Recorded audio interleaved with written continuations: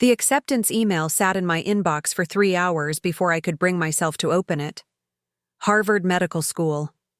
I'd dreamed of those words since I was 12 years old, dissecting frogs in Mrs. Patterson's biology class while other kids complained about the smell.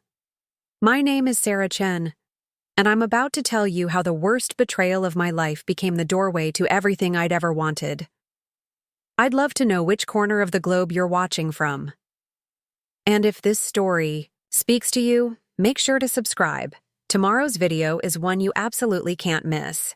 But first, let me take you back to the moment that shattered everything I thought I knew about family loyalty. It was a Tuesday in late October, exactly 2 weeks before my MCAT retake. I'd been studying 18 hours a day, living off protein, bars, and determination, when I walked into my childhood bedroom to grab my organic chemistry textbook, the one I'd highlighted until the pages looked like a rainbow. The one that cost me 4 months of weekend shifts at the campus bookstore. The shelf was empty. Not just empty, completely bare. Where my entire medical school prep library once stood, there was nothing but dust outlines and a single sticky note that read, "Had to borrow these. Will explain later." Mom. I stood there for what felt like an hour, staring at that empty space. My hands started shaking first, then my knees. Those weren't just textbooks. They were my future. Molecular biology, advanced anatomy, biochemistry, pharmacology, $1,200 worth of knowledge that I'd sacrificed everything to afford.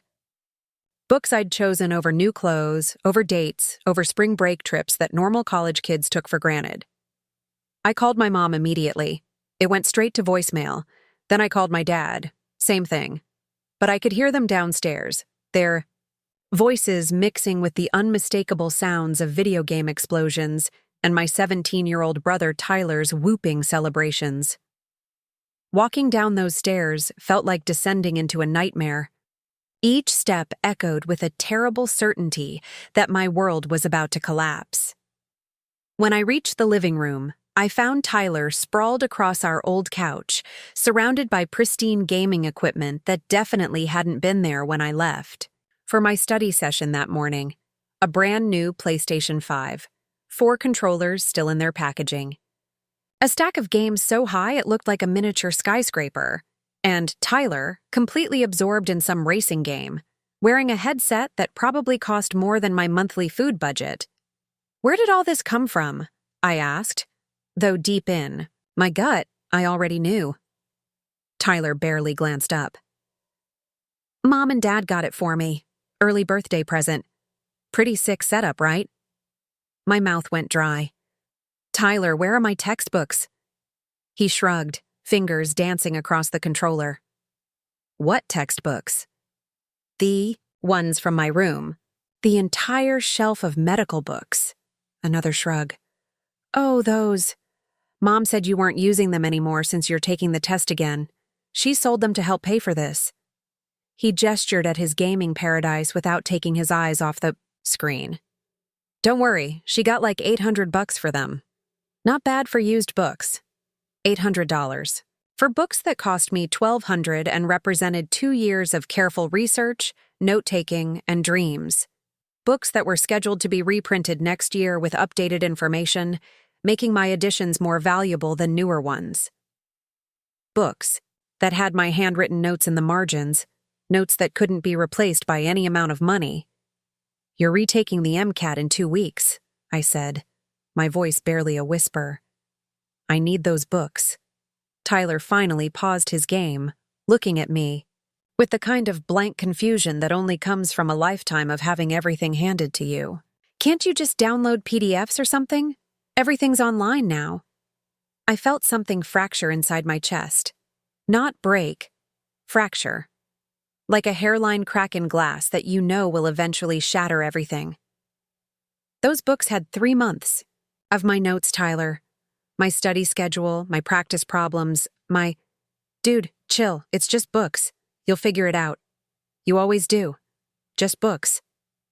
I walked upstairs in a daze, pulled out my phone, and started calling every used bookstore in a 50-mile radius. The first three had never heard of my specific editions. The fourth had two of my books, but wanted $300 each because they were rare study editions.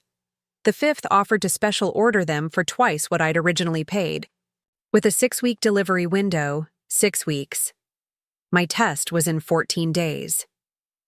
I sat on my bed, staring at my study schedule, color-coded, meticulously planned, designed around having those specific books with my specific notes, and felt the weight of months of preparation crumbling around me. This wasn't just about money. This was about trust, about priorities, about the message my family had just sent me without bothering to ask my permission. When my parents finally came home around 8 that evening, they found me sitting at the kitchen table with printouts from bookstore websites and a calculator, trying to figure out if there was any possible way to replace even half of what I'd lost. "Hey, sweetheart," Mom said, kissing the top of my head like nothing had happened. "How was studying today?" I looked up at her. This woman who'd raised me, who'd supposedly supported my dreams, who'd watched me work myself to exhaustion for years, and asked the question that would change everything between us. "Why didn't you ask me before selling?" "My books?" She blinked, clearly caught off guard. "Oh, honey, Tyler really needed that gaming system. He's been so depressed lately, and you know how hard senior year is for him. Besides, you can always get more books." "In 2 weeks? Before my MCAT?" Dad appeared in the doorway, already looking defensive. "Sarah, we needed the money quickly. Tyler's been asking for that system for months, and Christmas is still 2 months away. We thought you'd understand." "Understand what exactly?" "That family comes first," Mom said, like she was explaining something obvious to a child. "Tyler needed something to lift his spirits. You're strong, you'll figure out another way. To study, family comes first." As if I wasn't family. As if my dreams were somehow separate from, less important than, the family unit that required my constant sacrifice to function. "I worked for 6 months to afford those books," I said, my voice getting stronger. "I gave up my social life. Worked. Double shifts, ate ramen for weeks. Those books were my lifeline for the most important test of my life."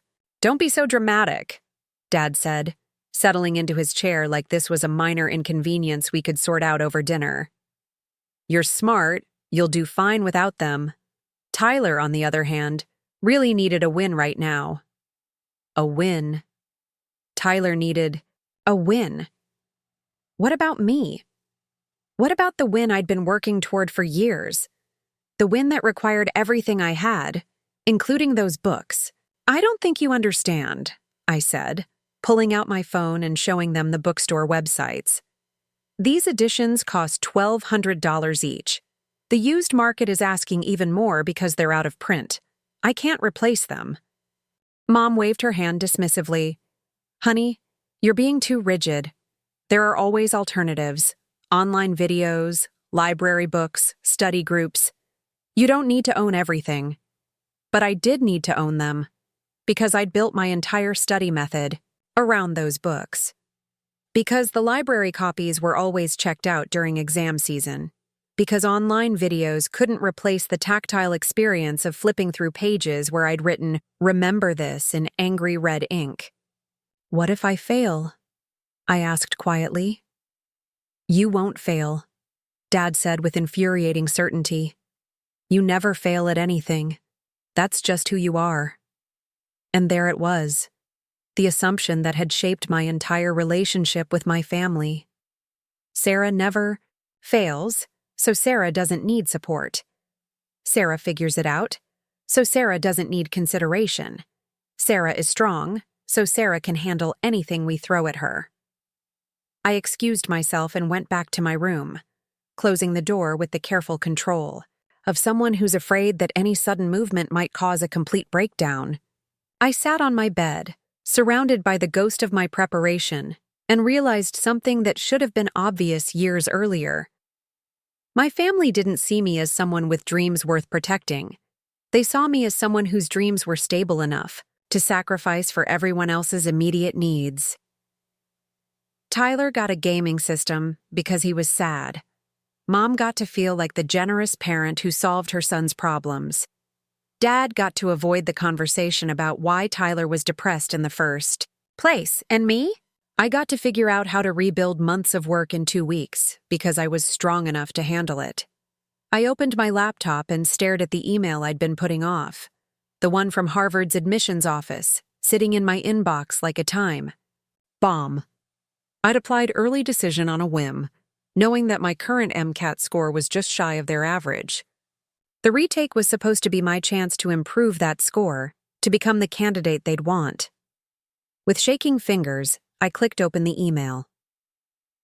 Dear Sarah Chen, we are pleased to inform you that you have been accepted into Harvard Medical School's incoming class. I read the first line 3 times before it sank in. Accepted. Not waitlisted, not deferred, not rejected. Accepted. To Harvard Medical School, with my current scores. A lot of love and effort went into bringing this story to life. If you're enjoying it, we'd be so grateful if you'd subscribe to our channel. Now, back to where we left off. I looked around my empty room, at the dust outlines where my books used to be, at the acceptance letter glowing on my screen, and something shifted inside me. This wasn't just about textbooks anymore. This was about a choice. I could let this betrayal define my relationship with my family forever, or I could let it clarify what I'd known for years but been too afraid to admit. My family loved me, but they loved the version of me that didn't need anything. They loved Sarah the problem solver, Sarah the backup plan, Sarah the one who could handle disappointment because she always bounced back. But Harvard Medical School had just looked at my application, my real self, not the family version, and said yes. They'd seen my research experience, my volunteer hours at the free clinic, my essays about using medicine to serve underserved communities, and decided I was worthy of their investment. My family had sold my future for my brother's temporary happiness. Harvard had just handed me a different future entirely. I closed the laptop and lay back on my bed, staring at the ceiling where I'd once taped glow-in-the-dark stars in the pattern of constellations. The stars were gone now, but somehow the darkness felt less frightening than it had an hour ago. Tomorrow I will tell my family about Harvard. I would watch their faces as they realized that the daughter they'd just betrayed had received the acceptance of a lifetime. I would see if they could be happy for me, or if this achievement would somehow become about them too. But tonight, I would sit with the knowledge that sometimes the worst thing that happens to you can also be the moment when everything becomes clear. My textbooks were gone, sold for $800 and my brother's smile. But my future? That was still mine to write. The pattern didn't start with the textbooks. It started when I was 14 and Tyler was 9, the day our family's financial priorities became crystal clear in the most humiliating way possible. I was standing in line at Riverside High's registration office, clutching a crumpled $20 bill that was supposed to cover my advanced placement biology fee. Behind me, other students chatted about their summer vacations while their parents wrote checks without a second thought. I'd been saving my babysitting money for 3 months to afford this one class, the class that would set me on the path toward pre-med coursework. When I reached the front of the line, Mrs. Rodriguez, the registration clerk, looked at my 20 with sympathetic eyes. Honey, AP Biology is $90, not $20. There's also a lab fee and textbook deposit. My face burned. I knew the exact amount because I'd calculated it a dozen times, but somehow I'd convinced myself that $20 would be enough for a payment plan. Standing there with a line of impatient students behind me, I mumbled something about coming back later and stepped aside. That afternoon, I found my parents in the garage, unloading boxes from our minivan. Tyler bounced around them like an excited puppy, because inside those boxes was every piece of equipment needed for his new hobby, model airplane building. Radio-controlled planes, specialized tools, paint sets, a workbench that Dad was already assembling. How much did all this cost? I asked, though I already dreaded the answer. About $400. Dad said proudly, ruffling Tyler's hair. Tyler showed real interest in engineering principles when he built that volcano for his science fair. We want to nurture that curiosity. $400. Enough for my AP biology free 4 times over. But Tyler's curiosity about engineering, which had lasted exactly 1 science fair project, was worth nurturing. My dreams of medicine, apparently, could wait. I asked about the AP fee that night at dinner. Mom's response became the template for every conversation about my education for the next 4 years. Sweetheart, you're so naturally gifted that you'll excel in any class. Tyler needs more support to reach his potential. You understand, right? I understood. I understood that being naturally gifted meant my achievements required no investment. I understood that Tyler's potential was worth money, while my proven performance was expected to flourish without resources.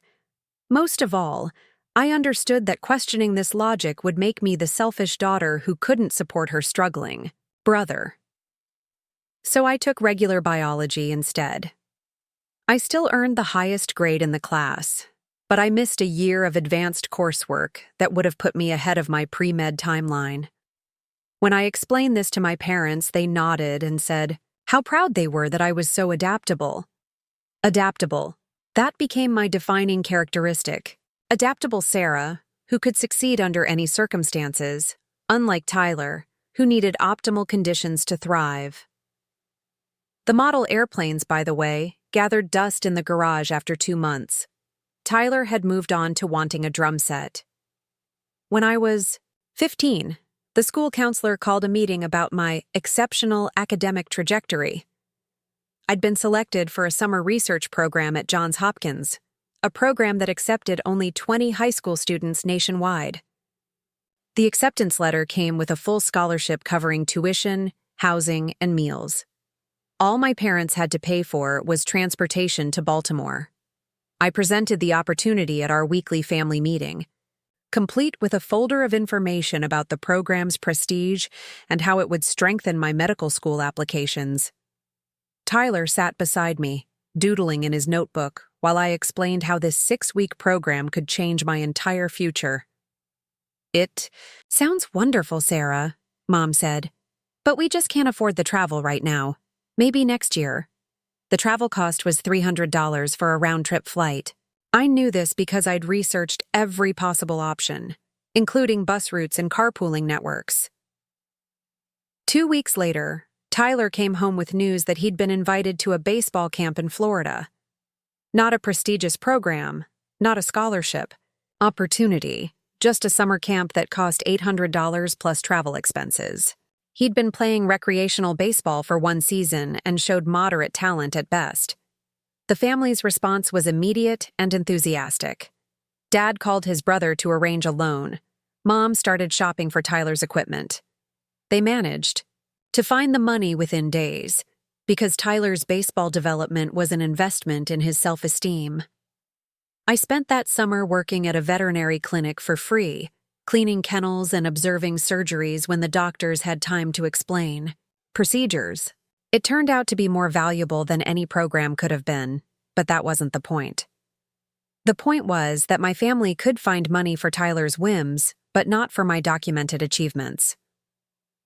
When I tried to discuss this disparity, Dad sat me down for what he called a mature conversation.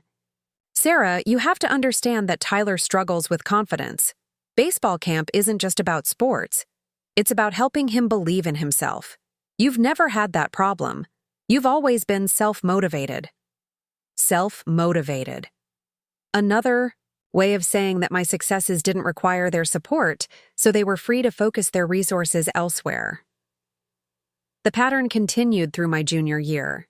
When I needed a graphing calculator for AP Calculus, I worked weekend shifts at a local diner to buy one. When Tyler decided he wanted to learn guitar, my parents bought him a $500 instrument and paid for private lessons. When I asked to take the SAT prep course that cost $200, they suggested I check out books from the library instead. When Tyler wanted to attend a 2-week basketball camp, they found a way to afford it. Each time I raised concerns about this imbalance, the response was the same. I was strong enough to succeed without help. Tyler needed support to reach his potential. The underlying message was clear. My achievements were inevitable, so investing in them was unnecessary. Tyler's achievements were uncertain, so investing in them was essential. By my senior year, I'd learned to stop asking. When I needed money for college application fees, I picked up extra shifts at the vet clinic. When I wanted to visit potential campuses, I researched virtual tours instead. When I needed clothes for medical school programs, I shopped at thrift stores and learned to tailor clothing myself. Meanwhile, Tyler's interests continued to change monthly, each new passion requiring fresh financial investment. Photography equipment for his artistic phase, computer components for his gaming development, skateboarding gear for his extreme sports period, a drum set for his music exploration. Each hobby lasted just long enough for my parents to justify the expense before Tyler moved on to something else. The most painful part wasn't the money. It was the enthusiasm. When Tyler expressed interest in anything, my parents' faces lit up with possibility. They would spend hours researching the best equipment, talking to other parents, planning how to support his new direction. When I achieved something significant, like scoring in the 99th percentile on my SATs, they would smile and say they weren't surprised because I was always so capable. My achievements were expected. Tyler's interests were exciting. During my senior year, I was accepted to the state university with a partial academic scholarship. The remaining tuition was still substantial but manageable with student loans and work-study programs. I presented my family with a detailed financial plan showing how I could graduate debt-free if I worked summers and maintained my scholarship GPA. Their response was lukewarm congratulations, followed by immediate concern about Tyler's upcoming high school years. What if he wanted to play multiple sports? What if he decided to pursue music seriously? What if he needed tutoring to keep up academically? They needed to start saving for Tyler's future, which meant they couldn't contribute to mine. I accepted this news with the same adaptability I'd learned over 4 years of being the low-maintenance child. I signed up for maximum student loans, found a work-study position in the campus library, and planned to spend my summers working instead of doing the research internships that would strengthen my medical school applications. But something shifted that day.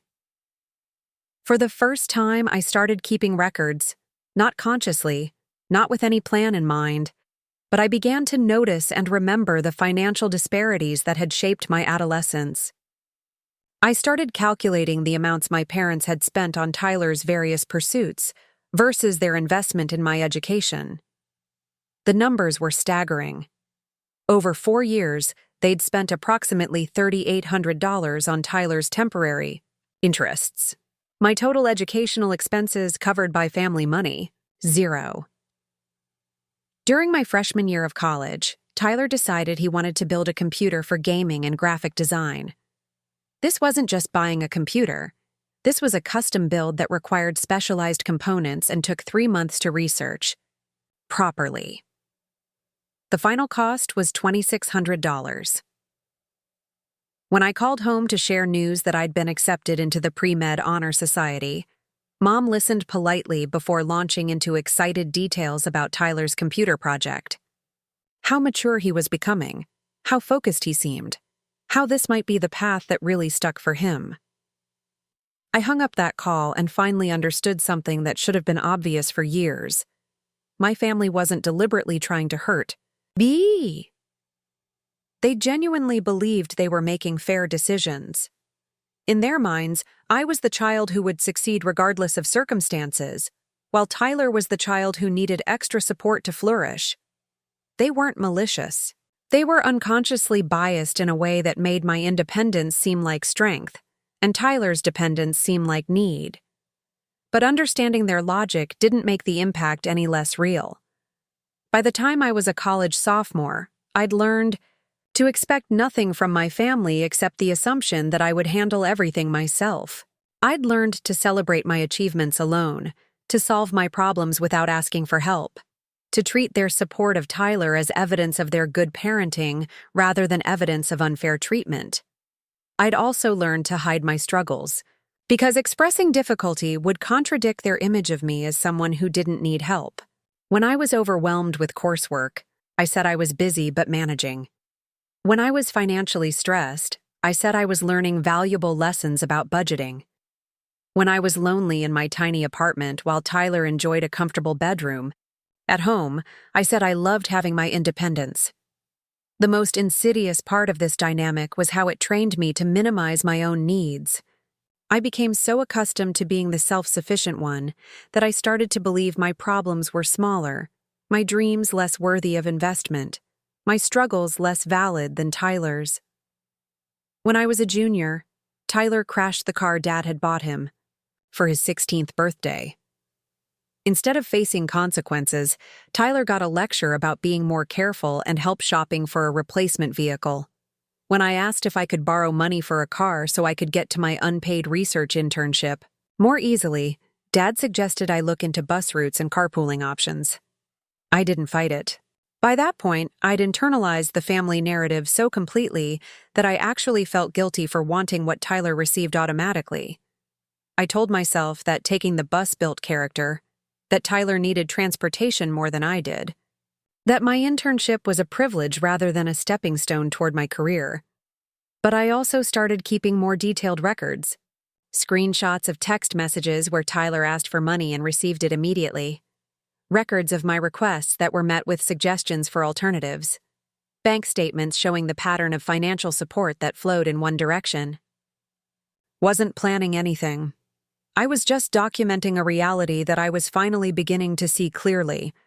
A reality where love was measured by how little you needed rather than how much you were given. The textbook incident wasn't an isolated betrayal. It was the culmination of 8 years of being the child whose dreams could wait, whose needs could be deferred, whose future could be sacrificed for everyone else's immediate comfort. Standing in my empty room, reading that Harvard acceptance letter, I finally understood that my family's treatment of me wasn't about money. It was about value. And they'd been sending me the same message for nearly a decade. Tyler's happiness was worth investing in. Mine was expected to generate itself. The morning after discovering the Harvard acceptance letter, I woke up with a clarity I hadn't felt in years. For the first time since childhood, I wasn't immediately calculating what I needed to sacrifice or accommodate. Instead, I was thinking strategically about my own future, independent of my family's expectations. I made coffee in the kitchen while Tyler slept off his gaming marathon from the night before. The house was quiet in a way that felt different. Now, not peaceful, but hollow. I sat at the table where I'd done homework for 8 years, where I'd filled out college applications alone, where I'd studied for the MCATs with borrowed library books because my own resources were always redirected elsewhere, and I started making lists. The first list was simple: everything I needed to secure my Harvard acceptance. Medical school required more than just admission. There were housing deposits, orientation fees, required health screenings, and equipment purchases that needed to happen in the next 8 months. The total came to approximately $4,800 in pre-enrollment costs, not including the massive tuition payments that would follow. The second list was longer and more complicated. Every financial entanglement I had with my family. Cell phone plan, car insurance, health insurance, the emergency credit card Dad had added me to just in case, the shared savings account from when I was 16. Each connection represented a potential point of control, a way for my family to influence my decisions or withdraw support if they disagreed with my choices. I'd never thought about these connections as vulnerabilities before. But sitting there with my Harvard letter beside me and the memory of my sold textbooks still fresh, I realized that financial independence wasn't just about earning money. It was about controlling your own resources and removing other people's ability to sabotage your plans. The third list was the hardest to write. Everything I needed to do to protect myself. I started with research. Over the next 3 days, while my family assumed I was sulking about the textbooks, I was actually deep diving into medical school financing, student independence requirements, and the legal implications of various family financial arrangements. What I discovered was both alarming and empowering. My parents' names were on far more of my accounts than I'd realized. The college fund they'd started when I was born but never contributed to beyond the initial $100. They were joint owners. The savings account where I'd deposited every birthday check from my grandparents, joint ownership. Even my checking account, opened when I was 17, had Dad's name as a secondary account holder. More concerning was my discovery that they'd listed me as a dependent on their taxes every year, including claims for educational expenses I'd actually paid myself. This wasn't necessarily illegal, but it was a pattern that could complicate my financial aid applications for medical school. I spent an entire afternoon at the campus financial aid office, meeting with Mrs. Williams, a counselor who'd helped me navigate undergraduate funding.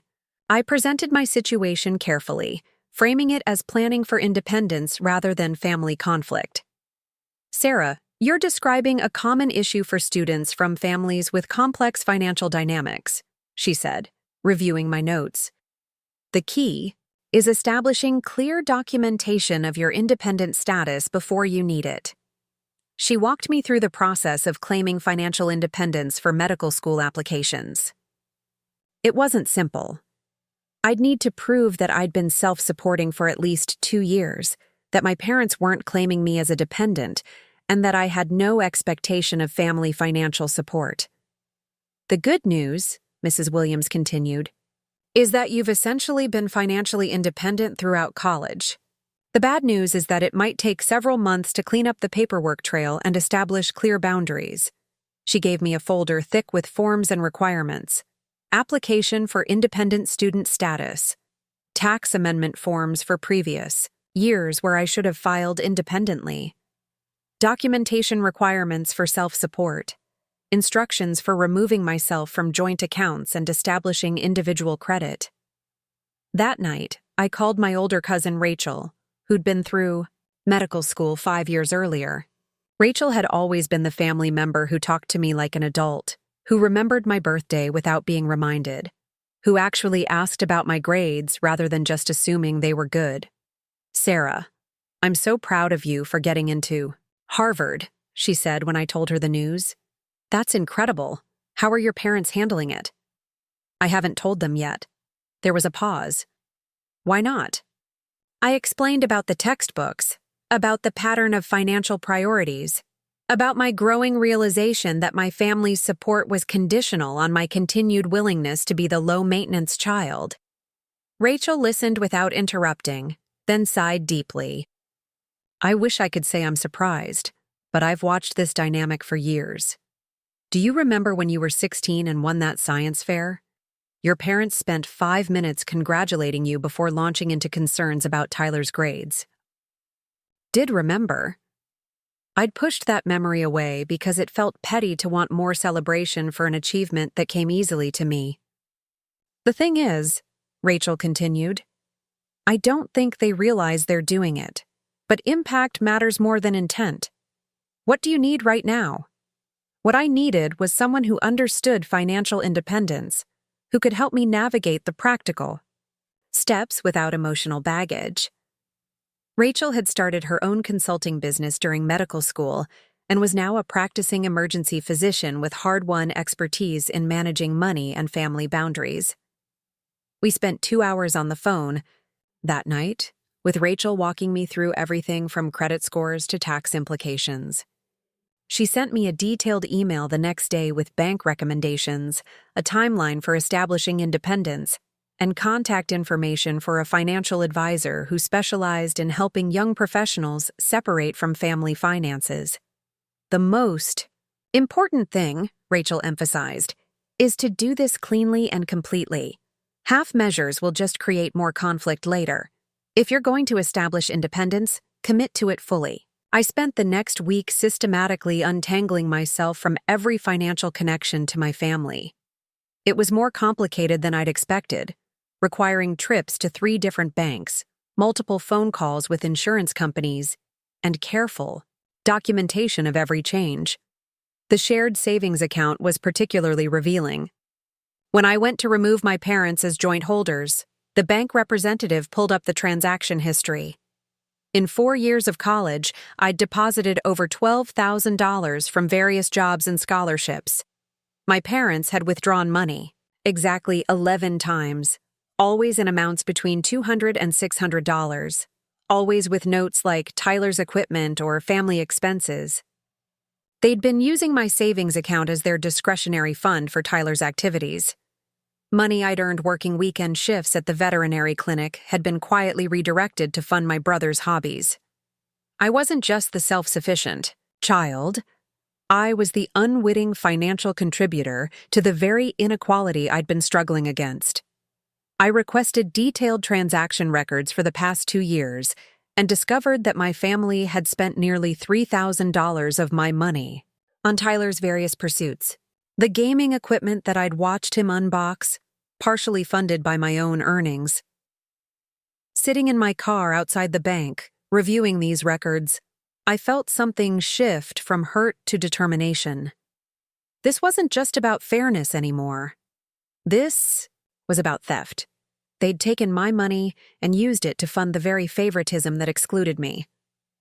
I drove straight to a different bank and opened completely new accounts. Checking, savings, and a credit card in my name only. I transferred my remaining funds, about $1,800, and set up a direct deposit for my campus job paychecks. Next, I tackled the harder conversations. Car insurance first, since I'd been driving my own paid-for vehicle for 2 years, but remained on the family policy for convenience.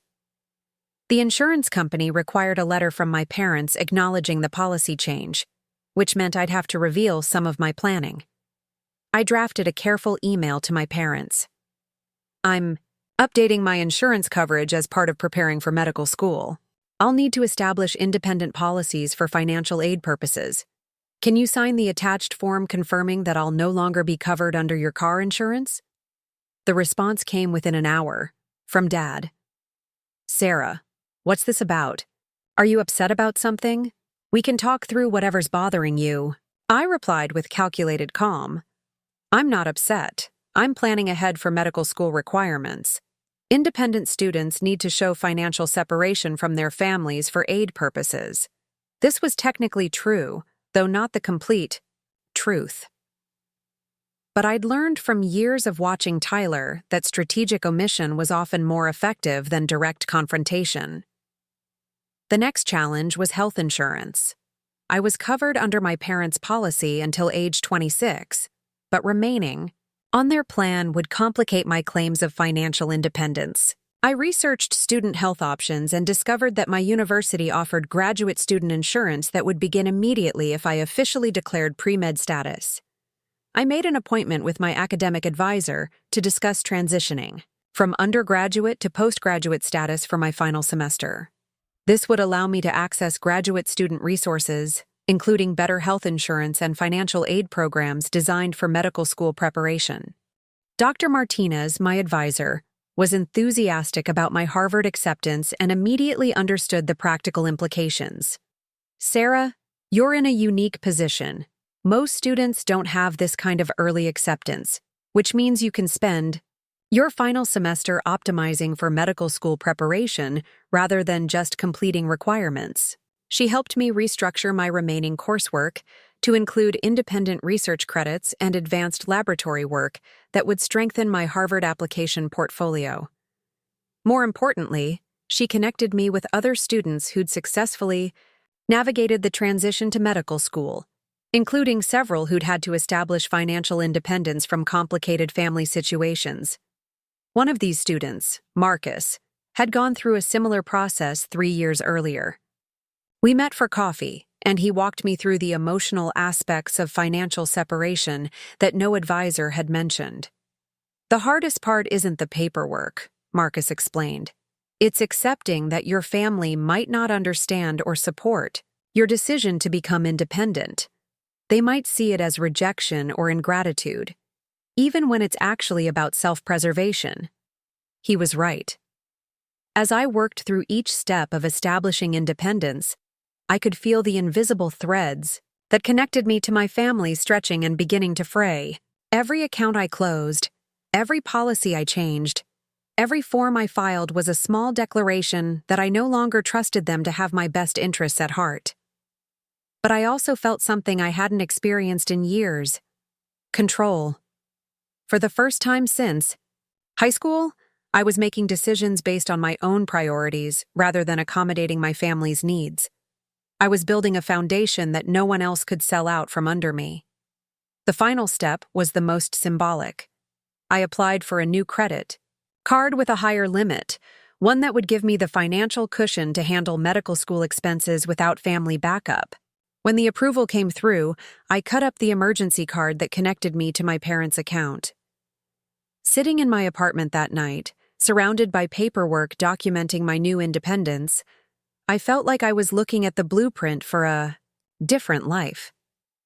A life where my achievements would be celebrated rather than expected, where my struggles would be supported rather than minimized, where my future would be funded by my own work rather than remaining hostage to other people's priorities. I still hadn't told my family about Harvard. That conversation was coming, but first I needed to be completely sure that my acceptance couldn't be undermined by their reaction. I needed to know that whatever happened next, my future was secured by my own efforts rather than dependent on their approval. In 2 weeks, I would sit them down and share my news. But I would do it from a position of strength, with every practical detail already handled, every potential vulnerability already addressed. They'd taught me to be self-sufficient. Now I was going to show them what true self-sufficiency looked like. The moment I chose to tell my family about Harvard was calculated down to the minute.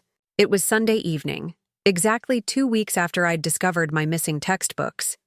Tyler would be distracted by his gaming schedule, Mom would be relaxed from her weekend, and Dad would be in his usual post-dinner, pre-Monday mood where he liked to feel involved in family planning. I'd prepared for this conversation like I was defending a thesis. Every potential question had a researched answer. Every possible objection had a documented response. Most importantly, every practical detail was already handled, so their reaction couldn't derail my plans. I found them in the living room, Tyler sprawled across his gaming setup while my parents watched the news. The scene looked exactly like it had 2 weeks ago, except now I was seeing it through different eyes. I wasn't the grateful daughter hoping for support.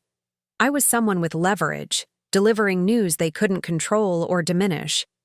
"I have something important to share with you," I said, settling into the chair across from them with a manila folder in my lap. Dad muted the television while Mom shifted to face me fully. Tyler didn't look up from his screen, but I could tell he was listening because his character stopped moving. "I've been accepted to Harvard Medical School." The silence that followed lasted exactly 7 seconds. I know because I counted the way you count the delay between lightning and thunder to measure how close the storm is. Mom was the first to speak. "Sarah, that's incredible. Harvard Medical School?" Her voice carried genuine shock, as if she'd forgotten I'd applied to competitive programs. Dad's reaction was more complex. His face went through a rapid sequence of expressions: surprise, pride, concern, and then something that looked like calculation. "Honey, that's amazing news. When did you find out?" 2 weeks ago." Another silence, this one shorter but heavier. I watched them process the timeline, realizing that I'd been sitting on the most significant news of my life for exactly as long as I'd been dealing with my stolen textbooks. 2 weeks? Mom asked. "Why didn't you tell us immediately?" This was the first test. I could give them a diplomatic answer about wanting to process the news privately. I could minimize the connection to the textbook incident. I could make this easy for them.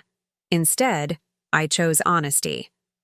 Because I needed time to figure out how to pay for it without depending on family support. Tyler's game character died with a loud sound effect, and for the first time in the conversation, he turned to look at me directly. The room's energy shifted from celebration to something more complicated. "What do you mean?" Dad asked, though his tone suggested he already knew this conversation was heading somewhere uncomfortable. I opened my folder and pulled out a printed spreadsheet. Medical school costs approximately $90,000 per year. Harvard's total program cost is $360,000, not including living expenses. I slid the spreadsheet across the coffee table. It detailed every expense, from tuition to required equipment to housing costs. It also included my financing plan, student loans, work-study programs, research assistantships, and summer employment projections. "This is very thorough," Mom said, scanning the numbers. "But Sarah, you know we'll help however we can. We're so proud of you." The second test. This was where I could smile and accept their support, pretending the last 8 years of financial inequality had never happened, where I could go back to being the grateful daughter who never questioned their priorities. "Actually, I've already handled the financing. I've applied for independent student status, which means I qualify for better aid packages. I've also set up separate bank accounts and insurance policies to meet the independence requirements." Dad's expression sharpened. "Independent student status? Sarah, that's usually for students whose families can't support them financially. It might look like we neglected our responsibilities. Or it might look like I'm a responsible adult who's been financially self-sufficient throughout college." The temperature in the room dropped noticeably. I could see Mom and Dad exchanging glances, that married couple telepathy trying to figure out how this celebration had turned into a confrontation. Tyler, meanwhile, had completely abandoned his game and was watching our conversation like it was a Netflix drama. "Sarah," Mom said carefully, "are you upset about something? This seems like a big decision to make without discussing it with us."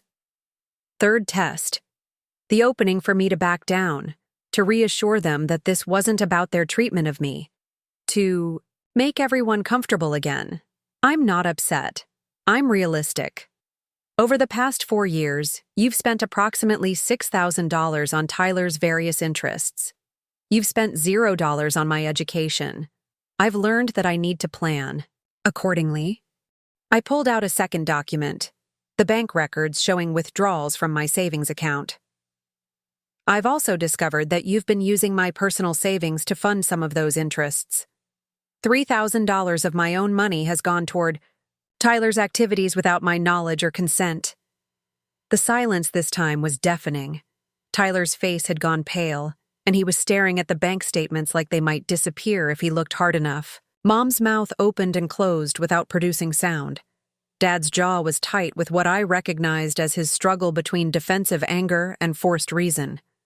"Sarah," Dad finally said, "those withdrawals were emergency family expenses. We always intended to pay that money back." "Emergency family expenses," I repeated, consulting my notes. "Like Tyler's gaming setup 2 weeks ago? Or his photography equipment last spring? Or the drum set that's still sitting unused in the basement?" Mom found her voice. "Sweetheart, you're making this sound much more calculated than it was. We've always tried to be fair to both of you." "Fair," I said, and pulled out my third document. "This is a breakdown of family financial support by children over the past 4 years. Tyler has received approximately $12,000 in direct support, plus the $3,000 of my money for a total of $15,000. I've received $0 and actually provided $3,000 toward family expenses I didn't know I was funding. The numbers were right there in black and white, impossible to dispute or rationalize away. Tyler had received $15,000 of support. I had provided $3,000 of an unacknowledged contribution. Tyler spoke for the first time since I'd started talking. "Sarah, I didn't know they were using your money. I never asked them to do that." Looked at my brother, really looked at him, and saw something I hadn't expected. Genuine remorse, mixed with what looked like a dawning understanding of the dynamics he'd benefited from without questioning. I know you didn't ask, Tyler, but you also never questioned why money was always available for your interests while I worked 2 jobs to afford textbooks. We didn't realize you were struggling, Mom said, and I could hear the beginning of tears in her voice. You never complained. You always seemed to have everything handled. 4th test, the invitation to be the mature one, to comfort them, to minimize my own experience to make them feel better about their choices. I didn't complain because complaining would have made me the difficult child, but struggling quietly doesn't mean not struggling at all. I pulled out the final document, my Harvard acceptance letter. This is what I've been working toward for 8 years. And I've learned that I can achieve it without family financial support, which is fortunate, because that support has never been consistently available to me. Dad leaned forward. Sarah, you're our daughter. Of course we want to support your medical school dreams. We can figure out a way to help with expenses. With what money? I asked. Tyler's computer cost $2,600 3 months ago. You've already committed to supporting his senior year activities. Your retirement savings are behind schedule, and Mom's been talking about reducing her work hours. Where exactly would medical school funding come from? The question hung in the air because we all knew the answer. Any help they offered me would either require new debt or the reduction of Tyler's support. Support they'd never consider withdrawing because Tyler was the child who needed their investment. Maybe we could take out a second mortgage, Mom suggested desperately. No, I said firmly. I've already secured my financing through legitimate channels. I don't need you to go into debt for my education. But we want to contribute something, Dad insisted. We're your parents. This was the moment I'd been preparing for, the one that would define our relationship going forward. You can contribute by being proud of me without trying to control my decisions. You can support me emotionally without requiring financial entanglement. You can treat my achievements as worthy of celebration instead of inevitable outcomes that don't need investment. I stood up and collected my papers. Harvard Medical School starts in August. I'll be moving to Boston in July to get settled. I wanted you to know about this achievement, but I don't need you to manage it for me. Sarah, wait, Tyler said, standing up as well. Can we talk? I mean, just you and me? I looked at my brother, this 17-year-old who'd grown up with advantages I'd provided without knowing it, and felt something soften slightly. Sure. We walked out to the back porch, leaving our parents in stunned silence behind us. Tyler sat heavily on the old swing set that neither of us had used in years. I feel like shit, he said without preamble. You should. But not just because of the money stuff. Because I never noticed. Like, I knew you worked a lot, but I thought that was just who you were. I didn't realize Mom and Dad were treating us differently. I sat on the neighboring swing, feeling like we were kids again, except everything was different now. Tyler, you were a child for most of this. You're not responsible for our parents' decisions. But I am responsible for never questioning why. Everything came so easily for me while you always seemed stressed about money. He was quiet for a moment, then asked, Are you going to cut us off completely because of all this? The question surprised me with its directness. I'm not cutting anyone off. I'm just not pretending anymore that the financial support was equal, or that I can count on family money for my future.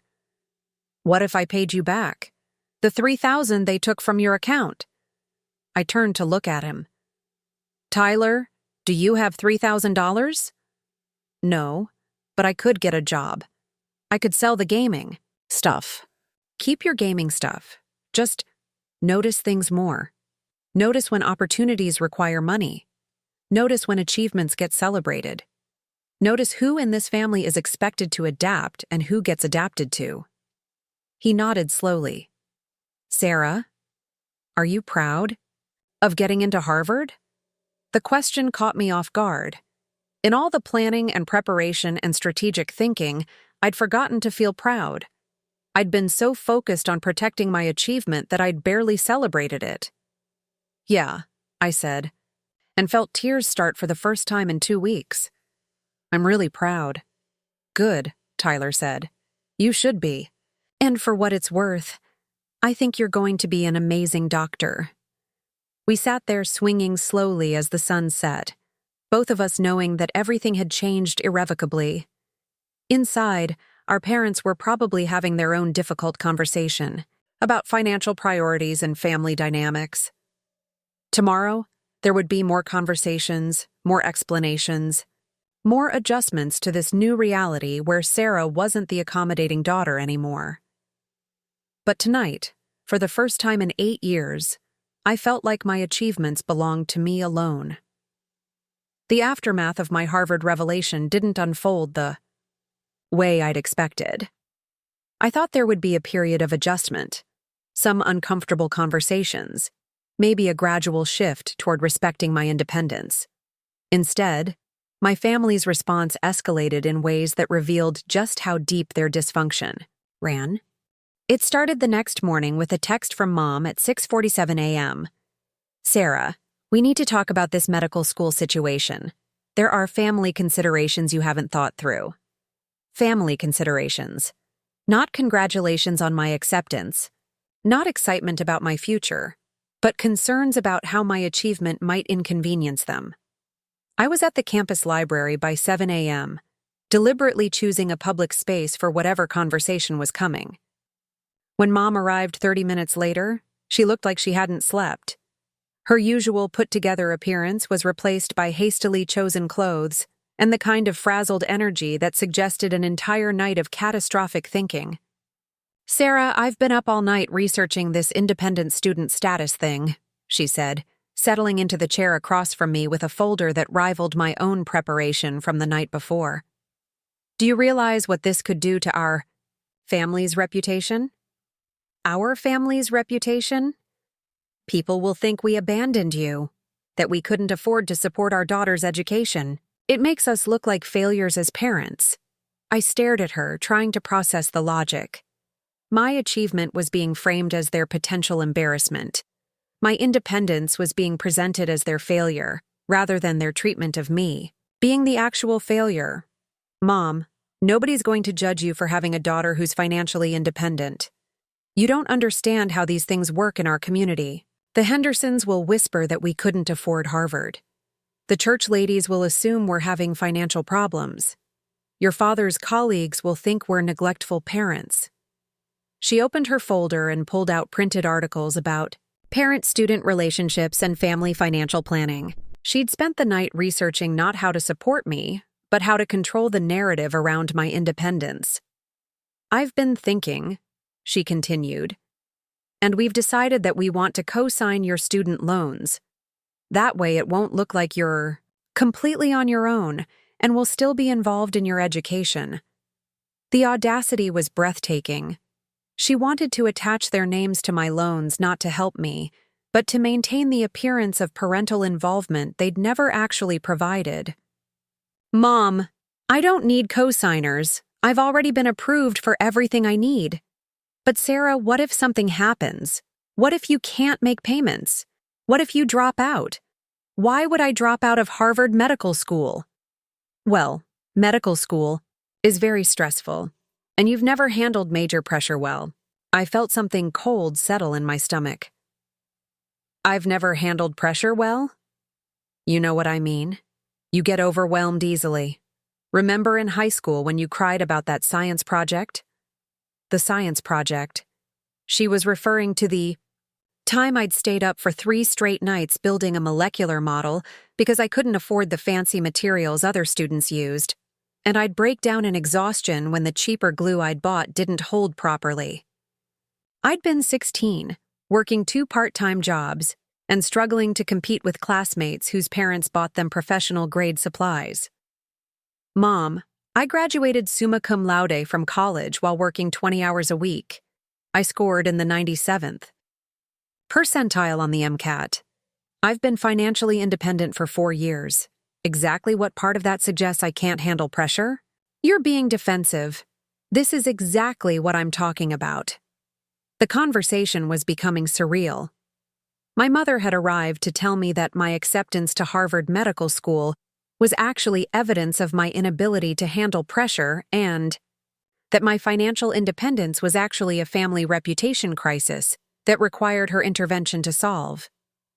I ended the conversation as diplomatically as possible and headed to my campus job, but the real chaos was just beginning. That afternoon, I received a call from the financial aid office. Mrs. Williams, the counselor who'd helped me with my independence paperwork, sounded confused and slightly irritated. "Sarah, I just got off the phone with your father. He's requesting copies of your financial aid applications and asking about the process for parents to override independent student status claims." My blood pressure spiked. Override? He seems to believe there's been some kind of misunderstanding about your financial situation. He's insisting that your family does provide support and that your independence claim might be fraudulent. I felt the ground shift beneath me. Dad was trying to sabotage my financial aid by claiming I'd lied about being independent. If he succeeded, it could jeopardize not just my aid packages but potentially my enrollment status. "Mrs. Williams, everything on my application is completely accurate. I have documentation for every claim I made." "I believe you, Sarah, but this puts us in a difficult position. When family members contradict a student's financial independence claim, we're required to investigate." I spent the rest of the afternoon in the financial aid office, pulling together every piece of documentation that proved my independence. Bank statements showing self-support, tax returns filed independently, proof of separate insurance policies, evidence of my own housing and living expenses.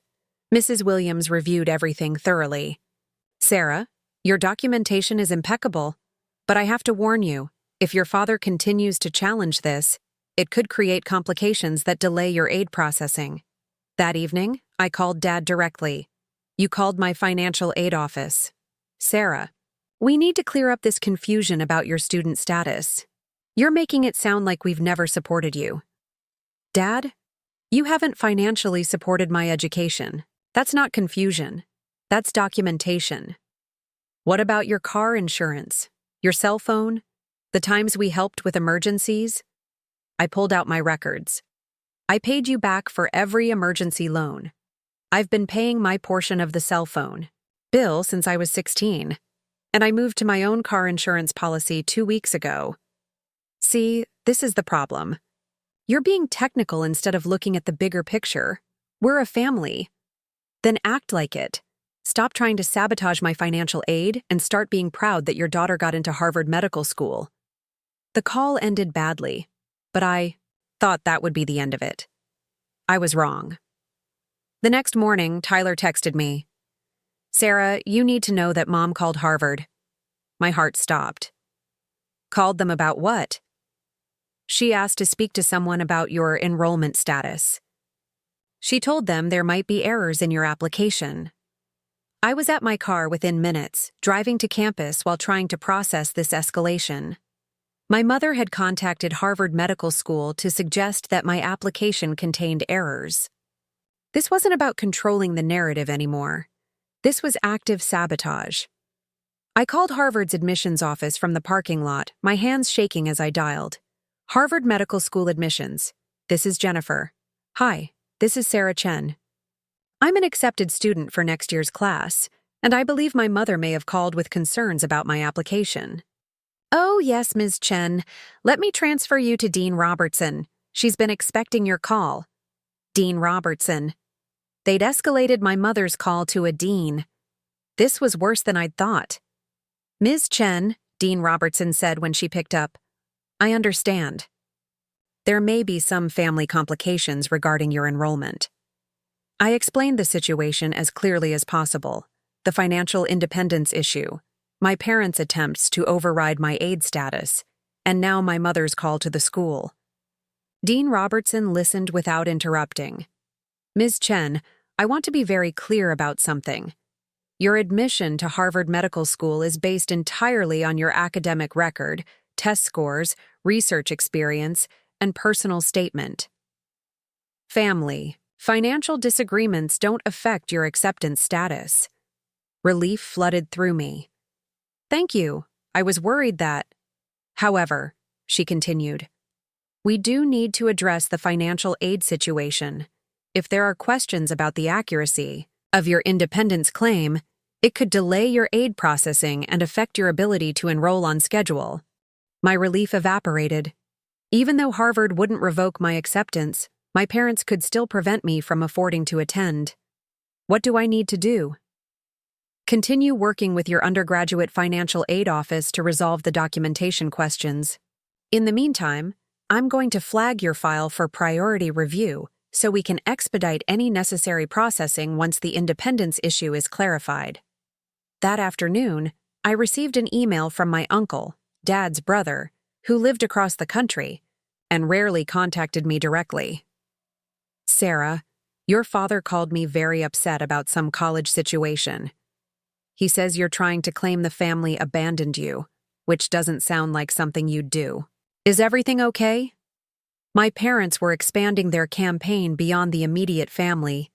They were calling relatives to build support for their version of events, in which I was the ungrateful daughter making false claims about family support.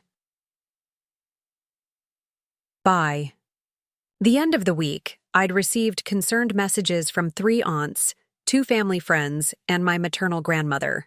Each message followed the same pattern. They'd heard there was some misunderstanding about my education funding, and they wanted to help resolve what they'd been told was my emotional overreaction to normal family financial decisions. These narrative my parents were spreading painted me as an unstable young adult who was making up stories about financial neglect to gain access to better aid packages. They'd turned my achievement into evidence of my dishonesty and my independence into proof of my ingratitude. The most devastating call came from my grandmother, who'd always been my biggest supporter. Sarah, honey, your mother is very worried about you. She says you're claiming they never helped with your education, but I remember them talking about paying for your books and supplies over the years. Grandma, they never paid for my books. I worked to afford everything myself. Well, maybe there's confusion about what counts as support. Your mother says you're so focused on being independent that you're not remembering their contributions. Accurately. Even my grandmother, the woman who'd slipped me $20 bills for birthday presents and always asked about my grades, was questioning my version of events based on my parents' manipulation. That night, I sat in my apartment, reviewing the chain of escalation that had started with a simple announcement about Harvard.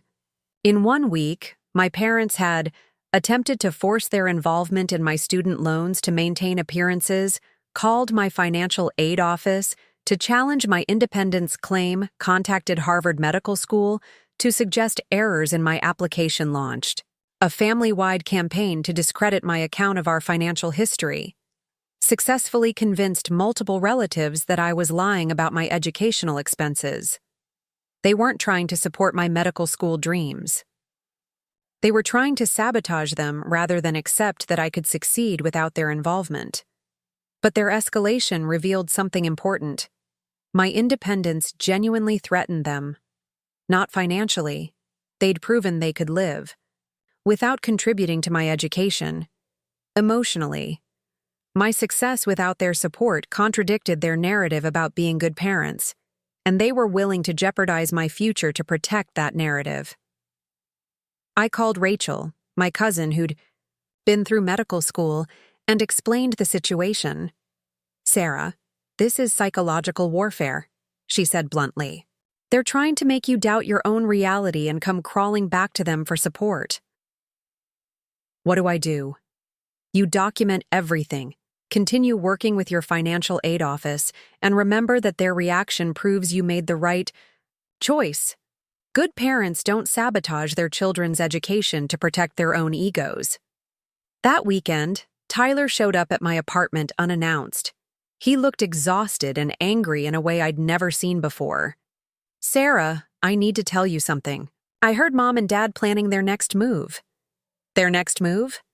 They're going to ask you to come to a family meeting. They want to record the conversation and use it to prove to the financial aid office that you're lying about being unsupported. The audacity was staggering, but it also clarified everything. This wasn't about my education, my future, or even family relationships. This was about control. My parents couldn't accept that I'd succeeded beyond their influence, so they were trying to destroy what I'd achieved rather than acknowledge their own failures. Tyler, why are you telling me this? Because it's insane. Because I've been watching them for a week, and I finally understand what you meant about family priorities. They're spending more energy trying to sabotage your medical school acceptance than they ever spent supporting your actual education. He paused, then added quietly, and because I don't want to be part of a family that destroys their children's dreams to protect their own reputation. The next morning, I made a decision that would change everything permanently. I wasn't just going to defend myself against their sabotage. I was going to remove their ability to sabotage me entirely. After Tyler's warning about the planned recording setup, I knew I had one chance to end this cycle permanently. My parents had escalated from disappointment to active sabotage, and the only way forward was to remove their ability to interfere with my future entirely. But first, I needed to secure everything they might still be able to touch.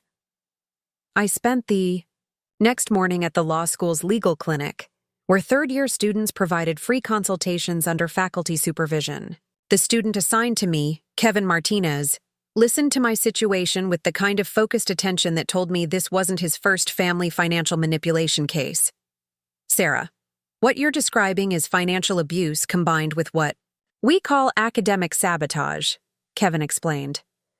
The good news is that you've documented everything meticulously. The challenging news is that your parents technically haven't broken any laws. They're just being incredibly destructive. He walked me through my options for creating legal boundaries, cease and desist letters to stop their contact with my educational institutions, documentation procedures for protecting my financial independence status. Most importantly, a formal declaration of financial and educational independence that would create legal consequences if they continued their interference. The key, Kevin said, is making the cost of their sabotage higher than the benefit they get from controlling the narrative. I left the legal clinic with a folder of template letters and a clear plan. No more reactive responses to their escalations. I was going to establish boundaries so clear and consequences so certain that they would have no choice but to respect my independence. That afternoon, I drafted 3 letters. The first was to Harvard Medical School's Dean Robertson, formally documenting my family's interference attempts and requesting that all future communications about my enrollment go exclusively through me. I included Kevin's legal clinic contact information and a statement that any family members claiming to represent my interests were doing so without my authorization. The second letter went to my undergraduate financial aid office, providing additional documentation of my independence and formally requesting that my parents be barred from accessing any information about my financial aid status. I attached bank statements, tax returns, and a sworn affidavit detailing my self-support over the past 4 years. The third letter was the most difficult to write. It went to my parents, drafted with Kevin's help to be legally precise but emotionally clear. This letter serves as formal notice that any further contact with my educational institutions, financial aid offices, or professional contacts without my explicit written permission constitutes harassment and interference with my academic and professional pursuits. I am an adult who has been financially independent for 4 years. My educational decisions, financial arrangements, and career choices are not subject to your approval or oversight. If you continue to contact Harvard Medical School, my financial aid offices, or any other institution related to my education, I will pursue all available legal remedies to protect my academic standing and professional reputation. I remain open to maintaining a personal relationship based on mutual respect and appropriate boundaries. However, any relationship that includes attempts to control or sabotage my education is not sustainable. Your daughter, Sarah Chen. I had the letter notarized and sent via certified mail, creating a paper trail that would support any future legal action. But the most important step wasn't legal, it was emotional. I needed to stop caring whether my family understood or approved of my choices. For 22 years, I'd been trying to earn their support and recognition. Now, I needed to learn how to celebrate my achievements without their validation. I started by telling other people about Harvard. Not family members who might get pulled into my parents' narrative campaign, but friends, professors, and mentors who could celebrate with me without complicated emotional baggage. My organic chemistry professor, Dr. Williams, was the first person to react the way I'd always hoped my family would. Her face lit up when I told her the news, and she immediately started talking about research opportunities, academic connections, and the incredible experiences waiting for me in medical school. "Sarah, this is extraordinary," she said. "Harvard only accepts the most exceptional candidates. You should be incredibly proud of what you've accomplished." The word proud hit me unexpectedly hard. I realized I'd been so focused on protecting my achievement from my family's sabotage that I'd never actually allowed myself to feel proud of it. That night, I called my friend Jessica, who'd been my study partner for the past 2 years. When I told her about Harvard, she literally screamed with excitement, "Sarah, Harvard Medical School! Do you understand how amazing this is? We need to celebrate immediately." She dragged me out to dinner at the nicest restaurant we'd ever been to, and for the first time since receiving my acceptance letter, I felt genuine joy about my future. Sitting across from someone who was purely happy for my success, without any emotional complications or hidden agendas, I remembered why I'd wanted to become a doctor in the first place. Over the next 2 weeks, I methodically built a support system that had nothing to do with my family. I joined Harvard's incoming medical student Facebook group and connected with classmates who shared my excitement about starting school. I reached out to my undergraduate pre-med advisor and alumni network, building professional relationships that would support my transition to medical school.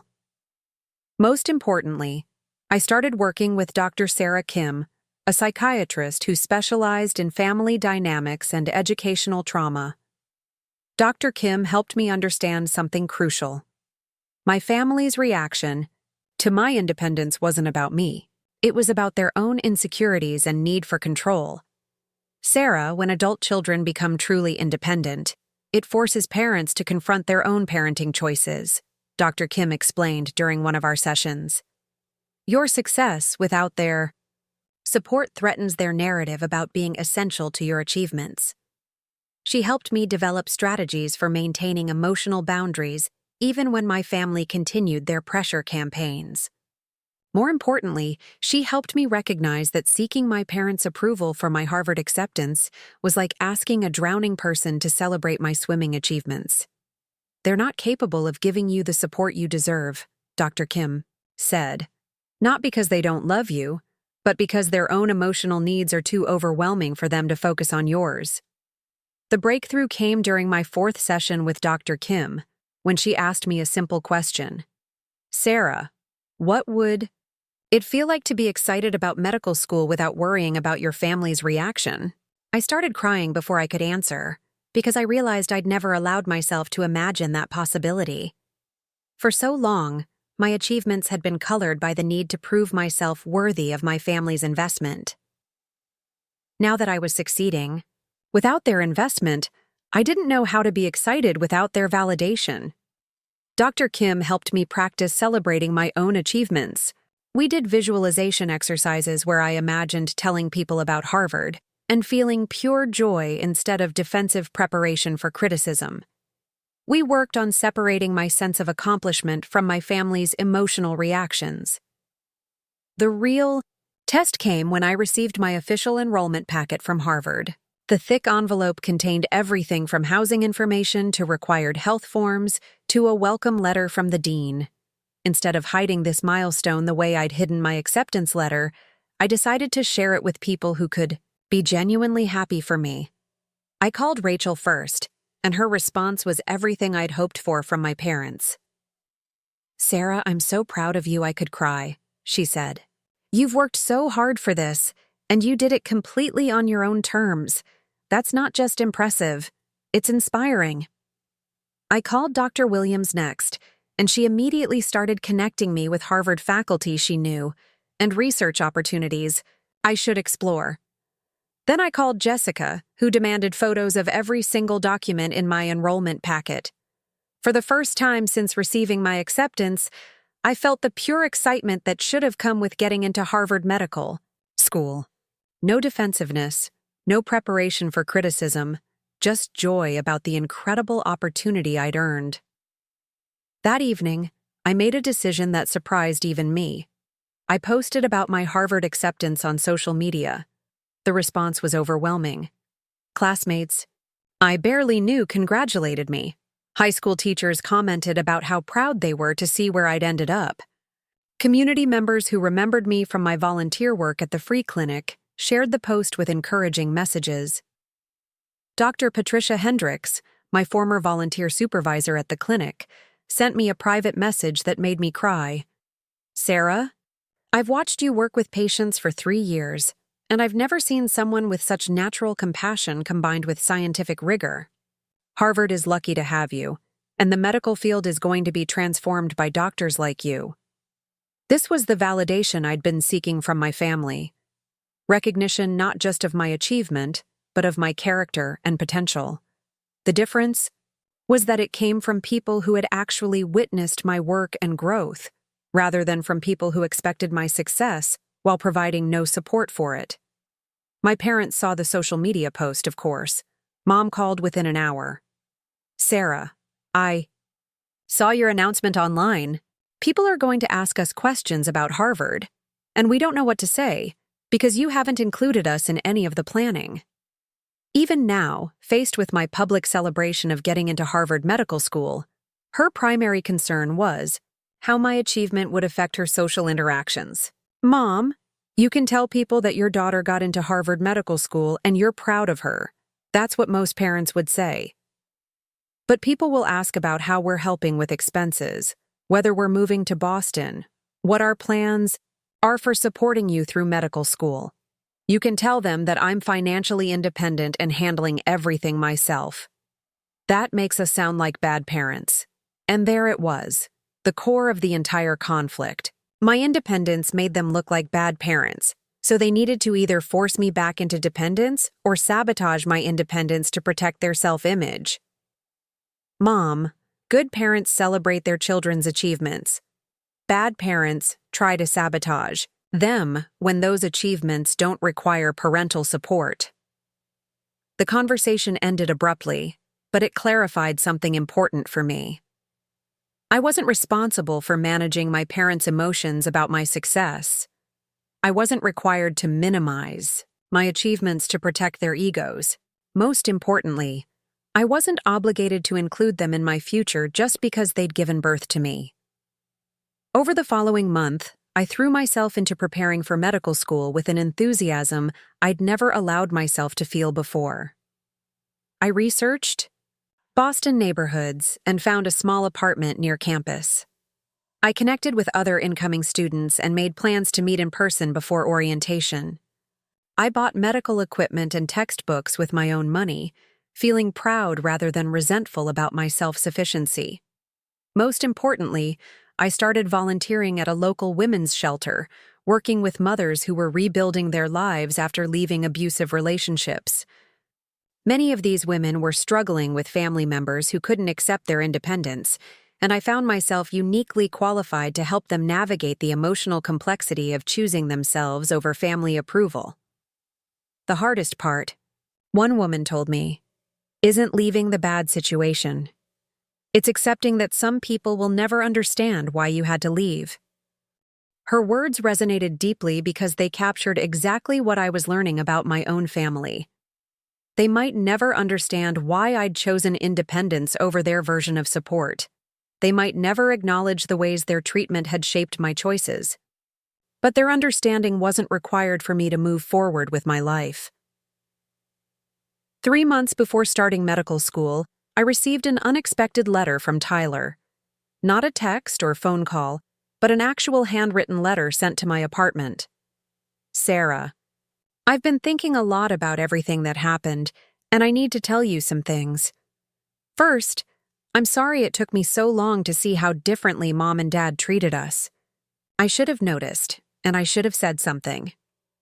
Second, I'm proud of you for getting into Harvard. And I'm proud of you for standing up for yourself, even when it made things complicated for everyone else. Third, I've been working part-time, after school, and I want to pay you back the money they took from your savings. I know it's not really about the money, but it feels important to make it right somehow. I don't know if things will ever be normal between you and Mom and Dad, but I hope we can still be brother and sister. You're the smartest, strongest person I know, and I want to be the kind of person who deserves to be your brother. Love, Tyler P.S.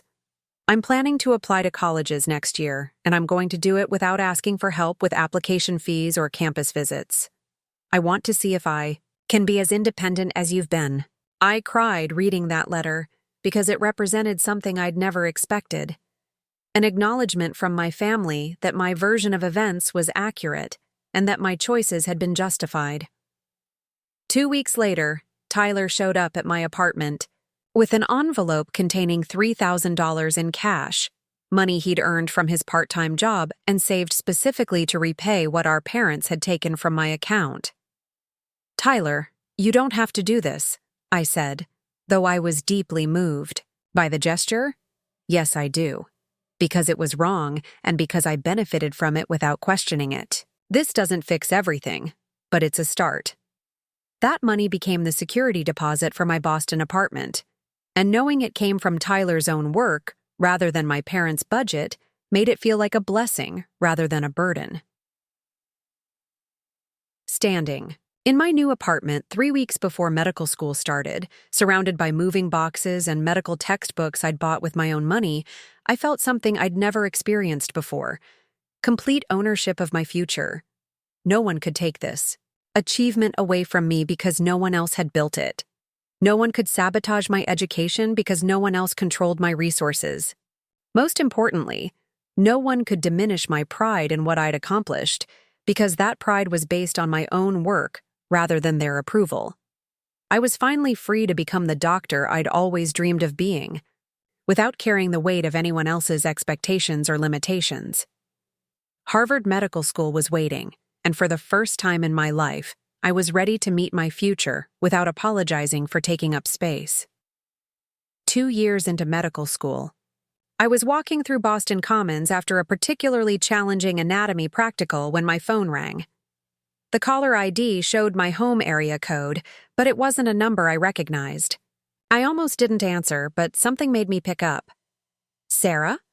This is Mrs. Patterson, your old biology teacher from high school. Mrs. Patterson, the teacher who'd first sparked my interest in medicine by letting me observe her frog dissections during lunch breaks. I hadn't spoken to her since graduation, but her voice brought back memories of the girl who'd dreamed of medical school while working 2 jobs to afford AP class fees. Mrs. Patterson, hi. How did you get my number? I hope you don't mind. I got it from your cousin Rachel. Sarah, I have some news that I thought you should hear directly from me rather than through the rumor mill. My stomach tightened.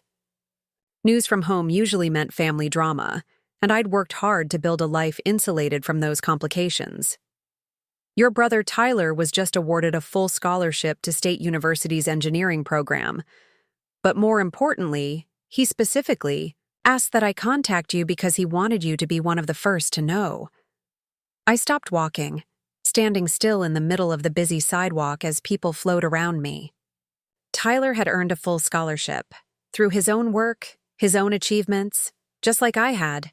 Mrs. Patterson, that's incredible. I'm so proud of him.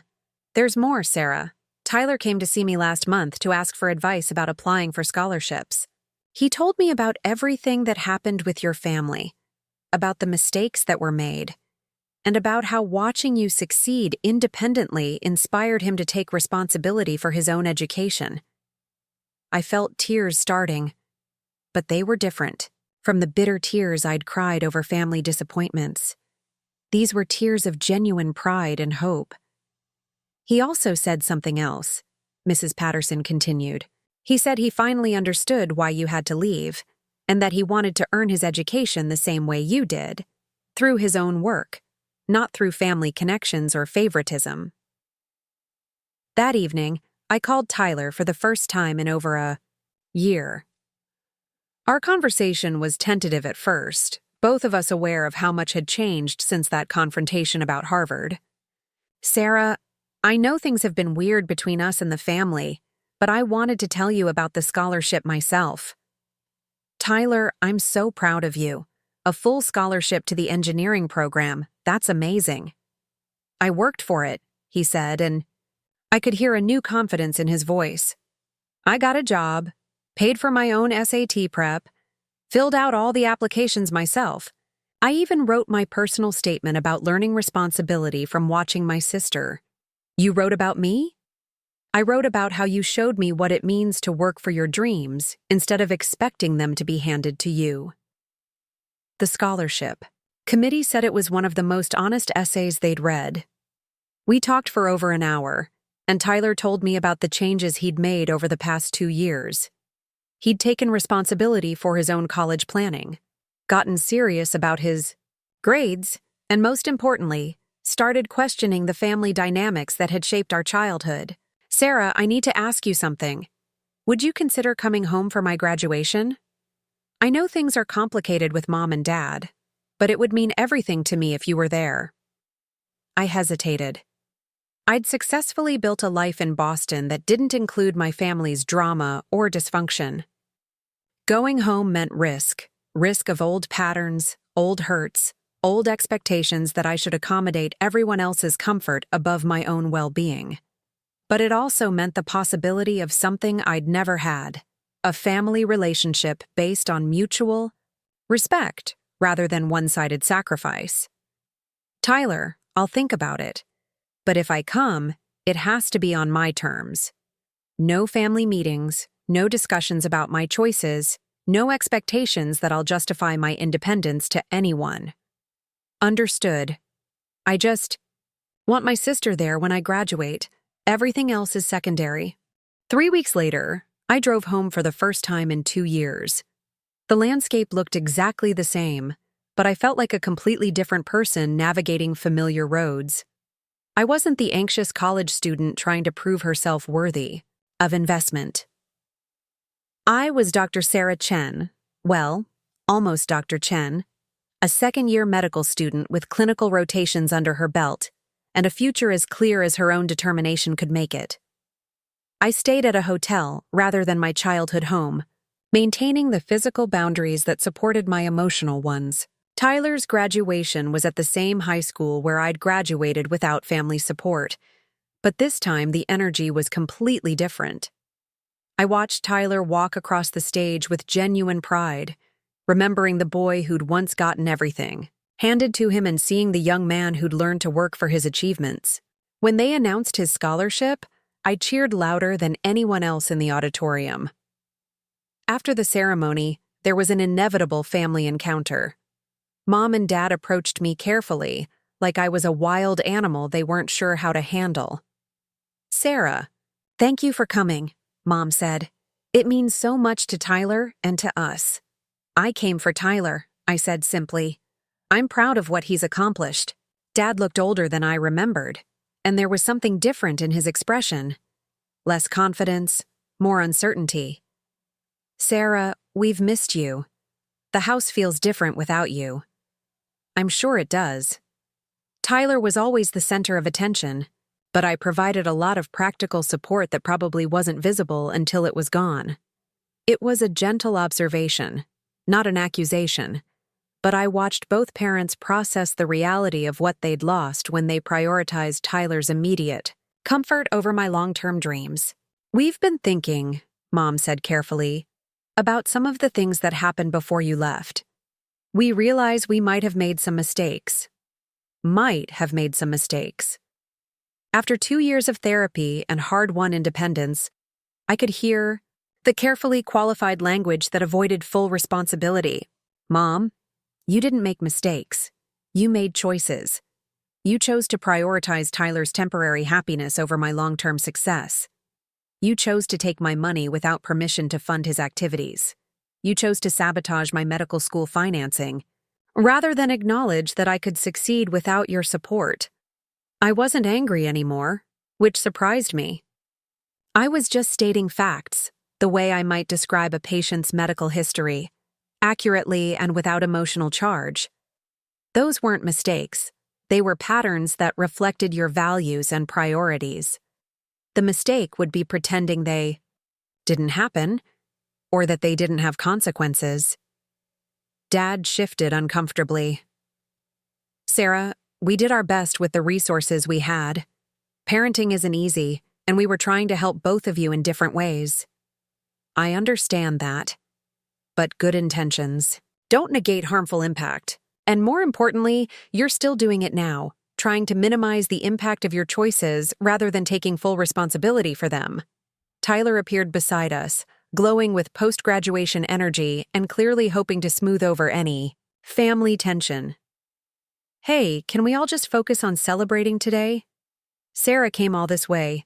I just graduated with a scholarship, and we're all here together. I looked at my younger brother, this young man who'd learned to work for his achievements, and was genuinely trying to build bridges, and made a decision. Tyler's right. Today is about celebrating his accomplishments. Congratulations, Tyler. I'm incredibly proud of the work you've put in and the person you've become. We took family photos that day, but they felt different from the awkward family. Portraits of my childhood. I wasn't performing the role of the grateful daughter anymore. I was choosing to participate in this moment while maintaining my own boundaries and self-respect. Later that evening, Tyler and I walked around our old neighborhood, talking about his plans for college and my clinical rotations at Harvard. Sarah, can I ask you something personal? Sure. Do you think you'll ever forgive Mom and Dad? Really forgive them, not just be polite at family events? I considered the question seriously. Tyler, I think forgiveness means different things to different people. I've forgiven them in the sense that I'm not angry anymore, and I don't spend energy wishing they'd been different parents. But forgiveness doesn't mean forgetting what happened or pretending it didn't shape who I became. We walked in comfortable silence for a few minutes before I continued. I think the more important question is whether they'll ever truly acknowledge what they did and take responsibility for it. Because a relationship built on denial isn't really a relationship. It's just polite interaction. What if they never do? What if they never fully admit how badly they handled things? Then I'll continue to have a limited relationship with them, while building my life around people who can see and celebrate who I really am. I don't need their validation anymore, Tyler. I'd like their genuine respect, but I don't need it to be happy or successful. 6 months later, I received a letter from Mom. Not an email, not a text, but an actual handwritten letter that arrived at my Boston apartment. Dear Sarah, I've been attending counseling sessions to work through some family issues, and my therapist encouraged me to write you this letter.